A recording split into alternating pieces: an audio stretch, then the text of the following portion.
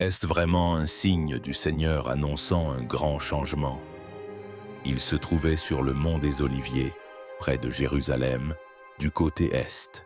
Comme vous pouvez le constater, je suis ici, sur le mont des Oliviers, et je me demande, si la terre sous vos pieds se mettait à trembler à l'endroit même où Jésus a prié et est monté au ciel, qu'en penseriez-vous? Le mont des Oliviers, montagne de prophétie, de prière, de destinée. Des larmes des prophètes aux paroles du Christ, de l'agonie de Gethsémani à la gloire de l'ascension, chaque pierre ici porte le poids de l'éternité. Et récemment, le mont des Oliviers a de nouveau ébranlé le monde. Des fissures apparaissent sur ses flancs, comme si la terre elle-même se préparait à un moment annoncé depuis longtemps. S'agit-il simplement d'un phénomène géologique ou de l'écho de Zacharie 14,4, qui déclare qu'en ce jour-là, ses pieds se poseront sur le mont des Oliviers et que la montagne se fendra en deux? Que signifient ces fissures? Sommes-nous à l'aube du plus grand événement de l'histoire de l'humanité, le retour du roi des rois? Le mont des Oliviers s'agite et le monde entier observe. Rejoignez-nous pour explorer le mystère du mont des Oliviers, les fissures qui apparaissent aujourd'hui et leur signification derrière les signes bibliques. Avant de poursuivre, n'oubliez pas d'aimer cette vidéo afin que davantage de personnes puissent découvrir ces puissants récits de prophéties et d'histoires. Et n'oubliez pas de vous abonner et d'activer les notifications pour ne jamais manquer nos dernières analyses approfondies des mystères et bien plus encore.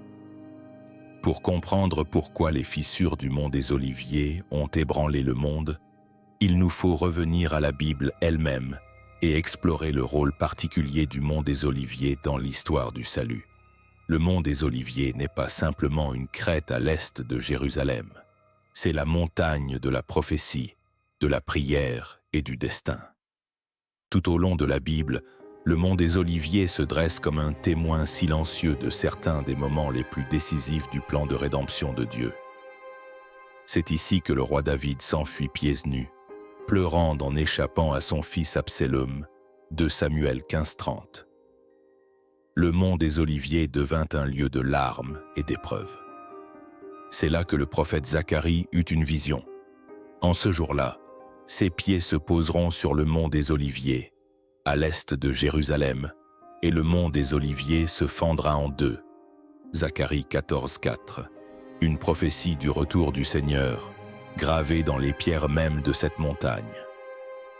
Et dans le Nouveau Testament, le mont des Oliviers réapparaît comme le théâtre des derniers chapitres du ministère terrestre de Jésus. Du haut de cette montagne, il prononça son grand discours sur les signes de la fin. Matthieu 24. Au jardin de Gethsémani, à ses pieds, il se prosterna, accablé d'angoisse, sa sueur comme des gouttes de sang. Et de cette même montagne, il monta dans la gloire, avec la promesse qu'il reviendrait de la même manière. Acte 111, 12. Le mont des Oliviers n'est donc pas qu'un simple repère, il est le fil conducteur qui unit l'Ancien et le Nouveau Testament, les larmes de l'humanité à l'espérance du ciel, une petite montagne porteuse des plus grandes promesses de Dieu. Cependant, le mont des Oliviers n'est pas seulement important pour les chrétiens. Étonnamment, le judaïsme et l'islam considèrent tous deux cette montagne comme le lieu de rencontre du destin. Pour le peuple juif, le mont des Oliviers est le cimetière le plus sacré au monde. Plus de 150 000 tombes recouvrent ses flancs, car ils croient que lorsque le Messie viendra, la résurrection des morts commencera ici même. Ézéchiel 37 parle de la vallée des ossements desséchés qui reprendra vie, et de nombreux Juifs sont convaincus que cette prophétie s'accomplira sur cette montagne. Chaque tombe n'est pas seulement un lieu de repos, mais aussi une profession de foi au jour du jugement. Pour les musulmans, le mont des Oliviers revêt également une immense importance.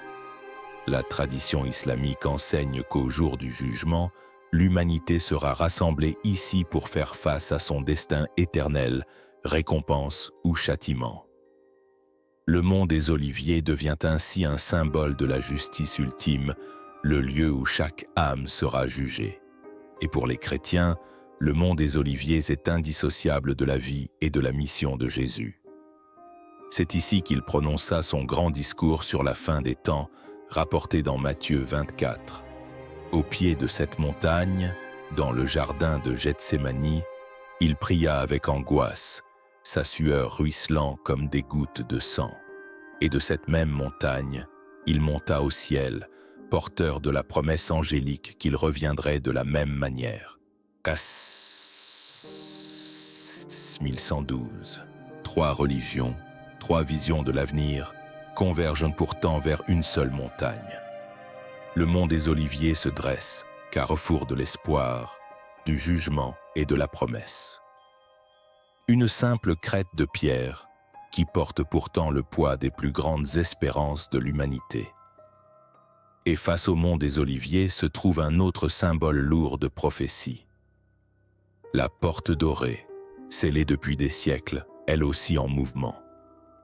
Pendant des siècles, cette porte est restée fermée, ses pierres verrouillées dans le silence. Le prophète Ézéchiel a déclaré « Cette porte restera fermée. Elle ne sera pas ouverte, et personne n'y entrera, car l'Éternel, le Dieu d'Israël, y est entré. » Ézéchiel 44:12. Aujourd'hui encore, la porte orientale demeure close, tournée vers le mont des Oliviers, comme si elle attendait le retour du roi de gloire. Mais voilà que des rumeurs font état d'un phénomène extraordinaire. Les pierres mêmes de la porte orientale se mettent à bouger. De même que des fissures apparaissent sur le mont des Oliviers, la porte elle-même semble instable, comme si l'histoire et la prophétie évoluaient de concert. Se pourrait-il que la montagne et la porte se préparent ensemble pour le même moment fatidique? À présent, une question se pose. Que signifient réellement ces fissures et ces mouvements?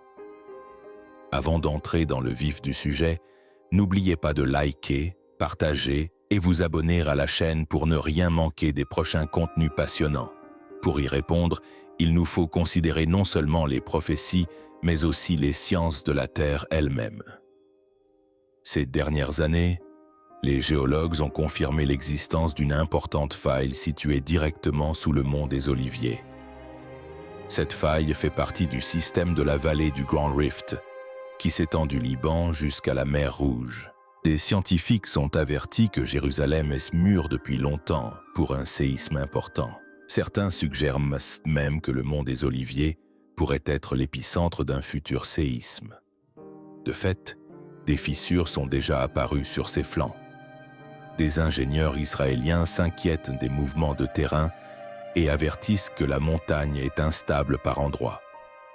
Des rapports indiquent même que des fissures se forment près de la porte orientale, comme si la terre et les pierres étaient soumises à une forte pression. D'un point de vue scientifique, il s'agit d'un phénomène géologique.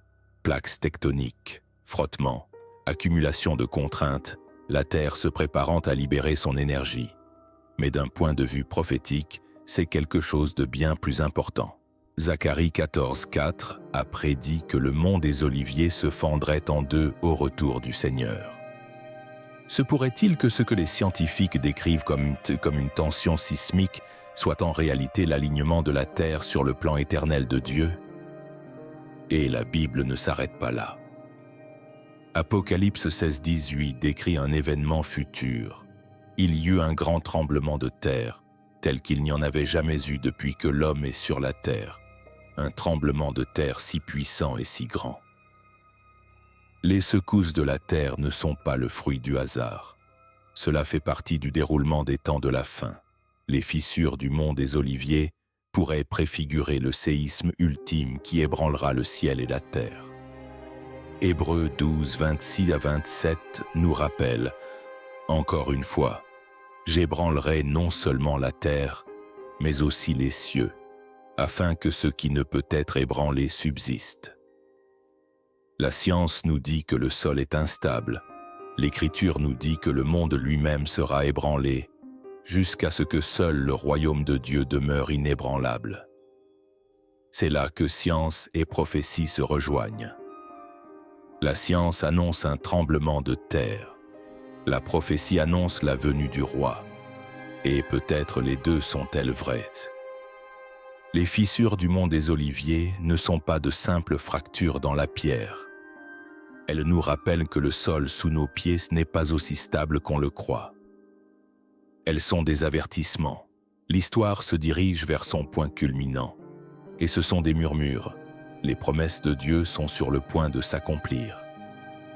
Les mouvements ou fissures qui se produisent aujourd'hui ne sont pas nouveaux, car des mouvements similaires ont eu lieu par le passé. La Bible elle-même relate l'un des premiers grands tremblements de terre de l'histoire d'Israël. Amos a mentionné le tremblement de terre survenu au temps du roi Osias de Juda. Ce séisme fut si dévastateur que, même des siècles plus tard, le prophète Zacharie y fit référence. « Vous fuirez comme vous avez fui lors du tremblement de terre au temps d'Osias, roi de Juda. » Zacharie 14:5. Cet événement fut si puissant qu'il devint un point de référence pour des générations. Les archéologues ont mis au jour des preuves de destruction sismique massive à travers le pays d'Israël, remontant au 8e siècle avant Jésus-Christ. Des murs effondrés, des fondations déplacées, des couches de décombres témoignant des secousses de la terre. Jérusalem n'a jamais été à l'abri de ces tremblements de terre, et l'histoire nous en apprend davantage. Des séismes ont frappé la région en 31 avant Jésus-Christ, en 363 après Jésus-Christ, et de nouveau en 749 après Jésus-Christ. Chacune de ces épreuves a laissé son empreinte sur la terre et ses habitants. Le mont des Oliviers est resté debout à travers toutes, témoin silencieux des convulsions terrestres. Si la terre a déjà tremblé, elle peut et tremblera de nouveau. Et si les tremblements de terre passés étaient des avertissements, alors peut-être les fissures que nous voyons aujourd'hui ne sont-elles pas le fruit du hasard, mais font-elles partie d'un dessein divin? Aussi, ne nous contentons-nous pas de regarder le mauvais côté des choses, mais observons aussi le bon. Après l'ascension de Jésus du mont des Oliviers, les Actes 1:12 nous disent que les disciples retournèrent à Jérusalem, au Cénacle, où ils se consacrèrent à la prière. Dès cet instant, l'Église est née non pas dans les palais ni les temples, mais à l'ombre du mont des Oliviers. Cette montagne devint le berceau de l'Église primitive, le lieu où la foi fut mise à l'épreuve, où l'espérance s'éveilla et où l'on attendait la promesse du Saint-Esprit. Le mont des Oliviers fut alors le point de départ de l'histoire de l'Église. Et maintenant, alors que des fissures apparaissent sur ses flancs, cela pourrait-il aussi annoncer le début du dernier chapitre de l'Église, le retour de son Seigneur? Tout comme la montagne servit jadis de toile de fond à la naissance de l'Église. Peut-être que ces secousses actuelles sont un prélude à son accomplissement. Les premiers disciples, du haut de cette montagne, virent Jésus emporté au ciel. Aujourd'hui, nous contemplons cette même montagne, fissurée et tremblante. Et les paroles de l'ange nous reviennent en mémoire. Ce même Jésus, qui a été enlevé du milieu de vous et emporté au ciel, reviendra de la même manière que vous l'avez vu partir. Acte 1:11. Le mont des Oliviers fut le berceau de l'Église. Ces fissures seraient-elles aujourd'hui les douleurs de l'enfantement d'un nouveau commencement, l'aube du retour du roi? Même dans le repos, le mont des Oliviers demeure un lieu d'espérance, car ses pentes sont couvertes de tombes qui attendent la résurrection. Des générations de familles juives ont choisi cette montagne comme dernière demeure, car elles croient qu'à la venue du Messie, la résurrection des morts commencera ici même. Cette croyance n'est pas sans fondement biblique. Ézéchiel 37 parle de la vallée des ossements desséchés. Ainsi parle le Seigneur, l'Éternel, à ses ossements.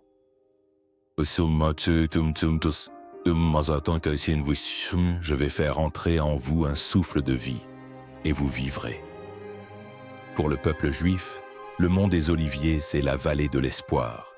Chaque pierre, chaque tombe est une déclaration.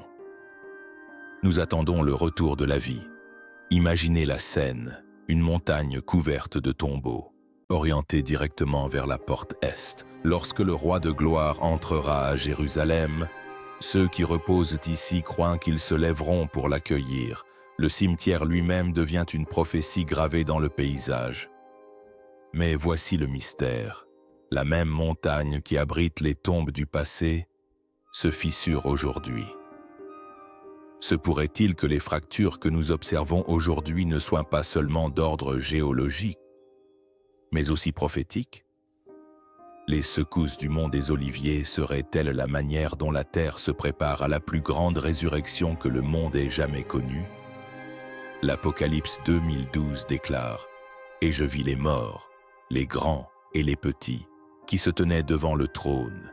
Des livres furent ouverts. » Le mont des Oliviers, avec sa mer de tombes, semble préfigurer ce moment précis, un lieu de silence, dans l'attente du son de la trompette de Dieu. Depuis des siècles, ce cimetière est un symbole d'espérance. Et maintenant, alors que des fissures apparaissent sur la montagne, cette espérance se fait plus pressante. Les pierres bougent, la terre tremble, et la prophétie se rapproche de son accomplissement. Le mont des Oliviers n'est pas qu'un simple lieu de sépulture. C'est une montagne d'espoir, une montagne d'attente, une montagne qui murmure la résurrection. Et peut-être que, tandis que la terre tremble sous ses pieds, elle nous rappelle que le jour du réveil est plus proche qu'on ne le pense. Mais cet espoir n'est pas l'apanage du seul peuple juif. Pour les musulmans et les chrétiens aussi, le mont des Oliviers est perçu comme le théâtre du jugement dernier et du retour du roi. Pour les Juifs, le mont des Oliviers est le lieu de la résurrection. Pour les musulmans, c'est le lieu du jugement. Et pour les chrétiens, c'est le lieu du retour du Christ. Trois religions, trois traditions convergent pourtant vers une même montagne. Cette convergence n'est pas un hasard. C'est comme si une force invisible attirait les grandes religions du monde vers cette même scène, attendant que le rideau se lève sur la même scène. Le mont des Oliviers devient plus qu'une simple crête de pierre. Il devient le point de convergence des espoirs les plus profonds de l'humanité. Pour les Juifs, les tombes sur ses flancs sont une déclaration d'espérance. Nous ressusciterons à la venue du Messie. Pour les musulmans, la montagne est le lieu de rassemblement des âmes au jour du jugement. Pour les chrétiens, c'est le lieu même où les anges ont promis que ce même Jésus reviendrait de la même manière qu'ils l'ont vu monter au ciel. Actes 1:11. Et aujourd'hui, alors que des fissures apparaissent sur ses flancs et que même la porte orientale montre des signes de faiblesse, l'attente ne fait que croître. L'espoir juif, l'attente musulmane, la promesse chrétienne, tout semble converger vers une même destinée. L'Apocalypse 1:7 déclare « Voici, il vient avec les nuées, et tout œil le verra, même ceux qui l'ont percé, et tous les peuples de la terre se lamenteront à cause de lui. » Le mont des Oliviers, entre ciel et terre, semble destiné à être le théâtre de ce moment universel. Le mont des Oliviers, ce n'est pas seulement une montagne de Jérusalem. C'est une montagne pour les nations. Une montagne où se rencontrent prophétie, foi et histoire. Et peut-être que, tandis que la terre tremble sous ses pieds, il nous rappelle que l'histoire de l'humanité s'achemine vers son apogée. Au-delà de la prophétie et de la tradition, une question se pose. Si le monde est ébranlé, quel fondement demeure inébranlable? Les fissures du mont des Oliviers nous rappellent que même les pierres les plus solides peuvent se briser. La porte orientale, scellée depuis des siècles, montre aujourd'hui des signes de faiblesse. La terre elle-même gémit et tremble. La science parle de pression tectonique. Les prophéties évoquent les douleurs de l'enfantement d'une ère nouvelle. Mais pour nous, cela soulève une question plus profonde. Sur quoi pouvons-nous vraiment nous appuyer quand tout autour de nous est instable? L'auteur de l'Épître aux Hébreux nous apporte la réponse. Mais une fois encore, j'ébranlerai non seulement la terre, mais aussi les cieux, afin que ce qui ne peut être ébranlé subsiste. Hébreux 12, 26 à 27. Les bouleversements du monde ne sont pas destinés à nous détruire. Ils visent à nous dépouiller de ce qui est éphémère afin que seul l'Éternel perdure. Les royaumes s'élèvent et s'effondrent. Les empires s'écroulent, même les montagnes se fendent et les portes s'écroulent, mais il est un royaume inébranlable, le royaume de Dieu. Daniel 2,44 déclare: Le Dieu du ciel établira un royaume qui ne sera jamais détruit et qui subsistera éternellement. Quand le mont des Oliviers a été témoin de larmes, de trahisons, de prophéties et de gloire, berceau de l'Église et lieu de repos pour des générations, il nous murmure aujourd'hui, alors qu'il se fissure et se transforme, un message. Ne mettez pas votre confiance dans la pierre, ni dans les portes, ni dans le sol sous vos pieds. Mettez votre confiance en celui qui vient faire toutes choses nouvelles. L'Apocalypse 20 et 1 à 4 brosse le tableau final. Puis je vis un nouveau ciel et une nouvelle terre. Il essuiera toute larme de leurs yeux, et la mort ne sera plus. Le tremblement du mont des Oliviers n'est pas la fin, mais le commencement de cette promesse. Alors, quand la terre tremble, quand les nouvelles perturbent, quand l'avenir semble incertain, souvenez-vous-en. Les fissures dans la montagne ne sont pas seulement des avertissements de jugement, mais aussi des rappels d'espoir. Elles nous disent que l'histoire n'est pas en train de nous échapper. Elle se dirige vers son destin. Le mont des Oliviers tremble. La porte orientale vacille. Le monde tremble. Mais le royaume de Dieu demeure inébranlable. Et le roi vient bientôt. Quand le chaos se fera sentir, serez-vous sur le fondement inébranlable. Des tombes silencieuses aux prophéties gravées dans la pierre, jusqu'aux fissures qui fendent la montagne. Tout converge vers une seule vérité. L'histoire s'achemine vers son heure. Hébreux 12, 28 déclare: Puisque nous recevons un royaume inébranlable, soyons reconnaissants et rendons à Dieu un culte qui lui soit agréable, avec respect et crainte. Le mont des Oliviers porte le poids des prophéties depuis des millénaires. Et maintenant, tandis que ses pierres se fissurent et que sa terre tremble, elle nous appelle. N'attendez pas, ne dormez pas. Soyez prêts, car le tremblement de terre n'est pas la fin, c'est le commencement du retour du roi. Merci de nous avoir suivis. N'oubliez pas que les portes de la prophétie restent ouvertes et n'attendent que vous. Alors rejoignez-nous, aimez, abonnez-vous et restez à l'écoute pour plus de contenu.